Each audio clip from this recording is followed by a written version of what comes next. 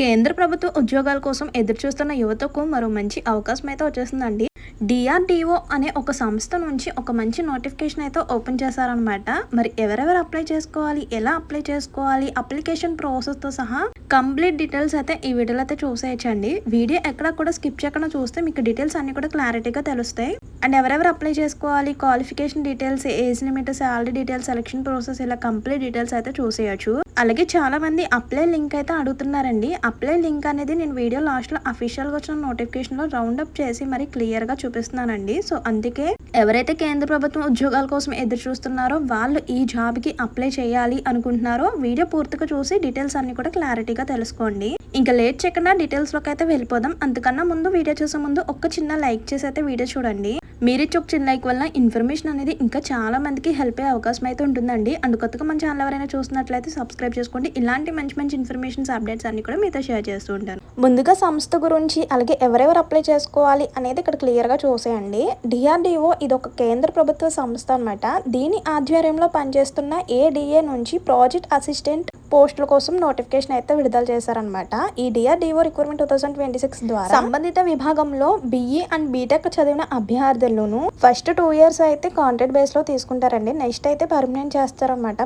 మీ యొక్క వర్క్ ని బట్టి పర్మనెంట్ చేస్తారు. ఇందులో మంచి సాలరీ అలాగే మంచి ఫ్యూచర్ ఉండే ఒక మంచి జాబ్ ఆపర్చునిటీ అనే చెప్పుకోవచ్చు అండి. మరి వీటి యొక్క పూర్తి డీటెయిల్స్ అయితే చూసేద్దాం. అయితే ఇందులో ఏమేం పోస్టులు ఉన్నాయి, దానికి సంబంధించిన వేకెన్సీస్ అండ్ క్వాలిఫికేషన్ డీటెయిల్స్ అయితే ఇక్కడ క్లియర్ గా ఇచ్చేసారు చూడండి. ముందుగా కంప్యూటర్ సైన్స్ ఇంజనీరింగ్ వచ్చేసరికి నెంబర్ ఆఫ్ వేకెన్సీస్ 15 ఉన్నాయన్నమాట. అండ్ క్వాలిఫికేషన్ వచ్చేసరికి బిఈ లేదా BTech with a valid GATE score కూడా ఉండాలి. అండ్ నెక్స్ట్ వచ్చేసరికి electronics and communication engineering post వచ్చేసరికి 20 వేకెన్సీస్ అయితే ఉన్నాయండి. దీంట్లో కూడా సేమ్ అనమాట. బిఈ లేదా బీటెక్ కంప్లీట్ చేసి ఉండాలి, అలాగే గేట్ స్కోర్ కూడా ఉండాలన్నమాట. నెక్స్ట్ చూడండి, ఎలక్ట్రికల్ అండ్ ఎలక్ట్రానిక్స్ ఇంజనీరింగ్ వచ్చేసరికి 20 వేకెన్సీస్ అయితే ఉన్నాయన్నమాట. బిఈ లేదా బీటెక్ అలాగే గేట్ స్కోర్ కూడా ఉండాలి. నెక్స్ట్ మెకానికల్ ఇంజనీరింగ్, ఇలా సివిల్ ఇంజనీరింగ్, మెటలర్జీ ఇంజనీరింగ్ ఇలా మనకి పోస్టులు అయితే ఉన్నాయన్నమాట. అందులో టోటల్ వేకెన్సీస్ అంటే మెకానికల్ ఇంజనీరింగ్లో చూసుకుంటే 43, నెక్స్ట్ మెటలర్జీ ఇంజనీరింగ్కి 1 వేకెన్సీ ఉంది, సివిల్ ఇంజనీరింగ్కి 2 వేకెన్సీస్ అయితే ఉన్నాయన్నమాట. మ్యాక్సిమం అన్ని పోస్టులకి కూడా సేమ్ క్వాలిఫికేషన్ అండి, బిఈ లేదా బీటెక్ అండ్ అలాగే గేట్ స్కోర్ అయితే ఉండాలి. అయితే ఇందులో మనకి ఎవరైతే బిఈ లేదా బీటెక్ అర్హతతో మాత్రమే అప్లై చేస్తారో వాళ్ళకి సాలరీ వచ్చేసరికి 31,000 ప్లస్ హెచ్ఆర్ఏ కూడా లభిస్తుంది అనమాట. ఇతర అలవెన్స్లు కూడా లభిస్తాయండి.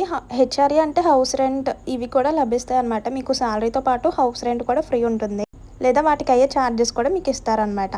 And next BE or BTech కాకుండా మిగతా క్వాలిఫికేషన్స్ కూడా చూసారు కదా, బీఎస్సీ ఎక్స్పీరియన్స్ ఉండాలి. ఆ క్వాలిఫికేషన్స్తో ఎవరైనా అప్లై చేసుకుంటే కనుక 38,000 ప్లస్ హెచ్ఆర్ఏ ఉంటుంది సాలరీ వచ్చేసరికి. అండ్ నెక్స్ట్ ఏజ్ లిమిట్ చూడండి. ఈ పోస్టులకి ఎవరైనా అప్లై చేసుకోవాలంటే మీ యొక్క ఏజ్ వచ్చేసరికి 18 to 28 years వరకు ఉండాలన్నమాట. అంటే 28 బిలో మాత్రమే ఉండాలి, అబవ్ ఉండకూడదు. అయితే ప్రభుత్వ నిబంధనల ప్రకారం ఎస్సీ ఎస్టీ కేటగిరీస్ వాళ్ళకి 5 years అయితే వయో సడలింపు అయితే వర్తిస్తుంది అనమాట. అంటే మనకి 28 years వరకు కదా. ఈ కేటగిరీస్ వాళ్ళకి ప్లస్ 5 years అంటే 33 years ఉన్న వాళ్ళు కూడా అప్లై చేసుకోవచ్చు. అదే ఓబీసీ వాళ్ళైతే ప్లస్ 3 years అంటే 28 + 3 అంటే 31 years వరకు కూడా అప్లై చేసుకోవచ్చు అనమాట. ఓన్లీ ఆ కేటగిరీస్ వాళ్ళకి మాత్రమే ఆ వయో సడలింపు అయితే వర్తిస్తుందండి. అండ్ నెక్స్ట్ సెలక్షన్ ప్రాసెస్ చూసుకుంటే ఇందులో ఎవరైతే బిఈ అండ్ బీటెక్తో అప్లై చేసుకుంటారో వాళ్ళకి ఇంటర్వ్యూ ద్వారా సెలక్షన్ అయితే చేస్తారనమాట. నెక్స్ట్ మిగతా అందరికీ కూడా షార్ట్ లిస్ట్ తీసి రాత పరీక్ష అండ్ ఇంటర్వ్యూ ద్వారా ఫైనల్ సెలక్షన్ అయితే ఉంటుందన్నమాట. అంటే క్వాలిఫికేషన్ బట్టి ఇక్కడ సెలక్షన్ అయితే చేస్తారు. బిఈ బీటెక్తో చేసిన వాళ్ళకి జస్ట్ ఇంటర్వ్యూ మాత్రమే ఉంటుంది. వేరే క్వాలిఫికేషన్తో అప్లై చేసుకున్న వాళ్ళకి రిటన్ టెస్ట్ ఉంటుంది, అలాగే ఇంటర్వ్యూ ఉంటుంది.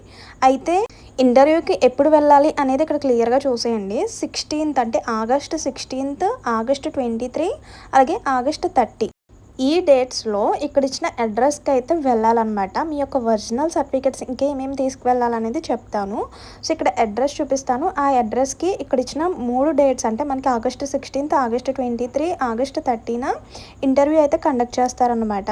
సో అడ్రస్ అనేది నేను రౌండప్ చేస్తాను చూడండి. సో ఎవరైతే ఈ ఇంటర్వ్యూకి వెళ్ళాలి అనుకుంటున్నారో వాళ్ళందరూ ఫస్ట్ ఆఫ్ ఆల్ రిజిస్ట్రేషన్ అయితే కంప్లీట్ చేసుకోవాలన్నమాట.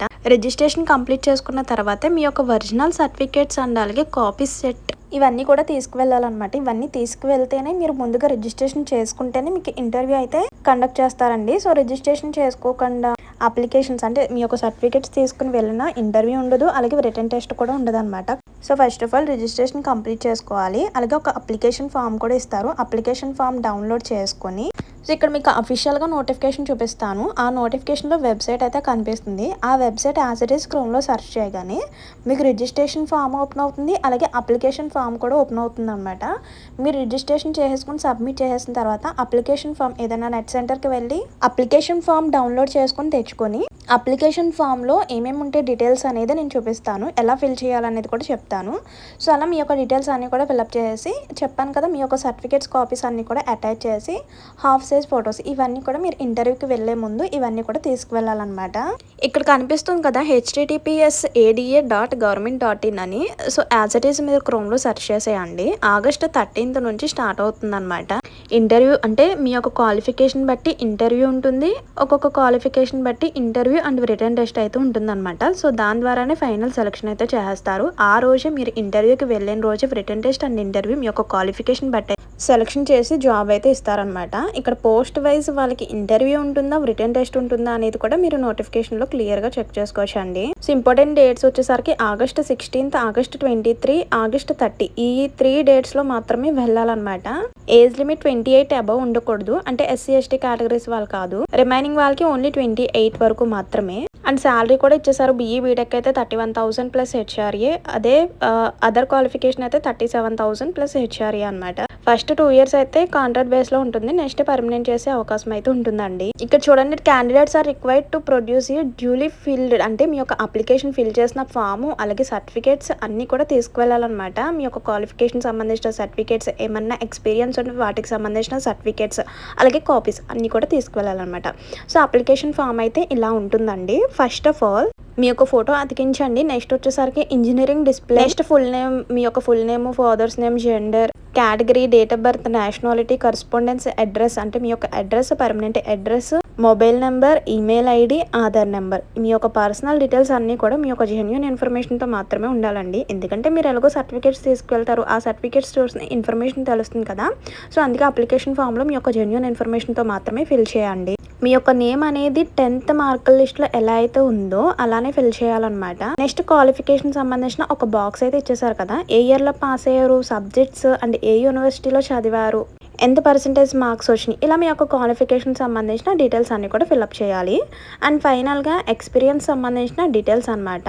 మీకు ఏం ఎక్స్పీరియన్స్ ఉంది వాటికి సంబంధించిన డీటెయిల్స్ అన్నీ కూడా ఫిల్అప్ చేయాలి.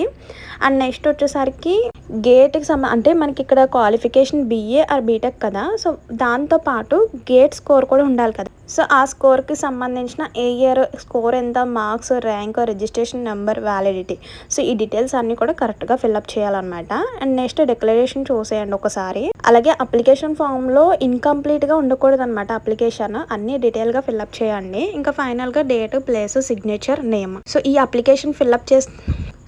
అప్లికేషన్ అంటే ఫిల్అప్ చేసిన అప్లికేషన్తో పాటు మీ యొక్క original certificates, copy set, half size photos అన్నీ కూడా తీసుకొని నోటిఫికేషన్ ఇచ్చిన అడ్రస్కి అయితే వెళ్ళండి. అది ఎప్పుడంటే ఆగస్టు 16th, 23, 30 ఈ డేట్స్లో ఇంటర్వ్యూ జరుగుతుంది.